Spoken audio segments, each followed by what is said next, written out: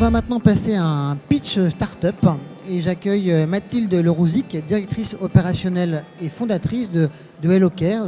Pouvez-vous d'abord nous présenter en quelques minutes votre solution ? Oui, bonjour déjà.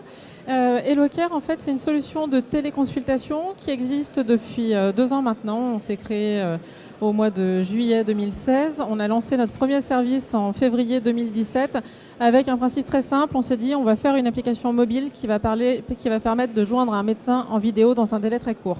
Donc ça, c'est le premier service qu'on a lancé qui s'appelle HelloCare Now. C'est-à-dire que si vous avez besoin de faire une consultation un samedi soir, en 2 minutes, on cherche un médecin disponible et on établit une connexion en vidéo. Il y a la possibilité pour les médecins de vous mettre à disposition une ordonnance et un compte-rendu téléconsultation. Ça, c'est l'activité historique. Et là, plus récemment, on a créé et on est en train de lancer un deuxième service qui s'appelle HelloCare Connect. Alors là, c'est une solution de cabinet médical virtuel qui est destinée aux professionnels de santé libéraux, notamment les médecins généralistes ou spécialistes, qui veulent faire de la téléconsultation prise en charge par l'assurance maladie. Donc là, on est vraiment dans le parcours de soins. Nous, on a fait le choix de séparer les 2 entrées, c'est-à-dire c'est pour ça qu'on a le Now et le Connect, puisqu'il y a une différence de taille, c'est la prise en charge ou pas par l'assurance maladie. Beaucoup d'initiatives de ce type autour de la téléconsultation se développent. Comment vous vous différenciez, comment vous vous positionnez ? Alors, sur le positionnement, d'abord, nous, on a une approche où on a fait un gros travail sur l'expérience utilisateur.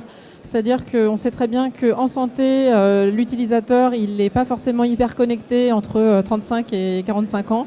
On est vraiment sur des patients qui ont tous les âges. Donc, on a des interfaces qui sont très faciles à utiliser, très fluides à utiliser, pour les médecins également. Et surtout, on travaille dans une logique où on se dit que le numérique doit être au service de la pratique médicale, donc doit faire gagner du temps aux médecins. Ça, c'est la première chose. Ensuite, évidemment, on a énormément travaillé, alors à la fois sur les algorithmes de recherche de médecins, ça c'est pour la partie Now, et aussi sur la partie vraiment sécurisation des données. On travaille enfin, et ça c'est plutôt on est sur du moyen terme sur ces sujets-là, sur toutes les solutions qui vont pouvoir aider le médecin dans sa pratique.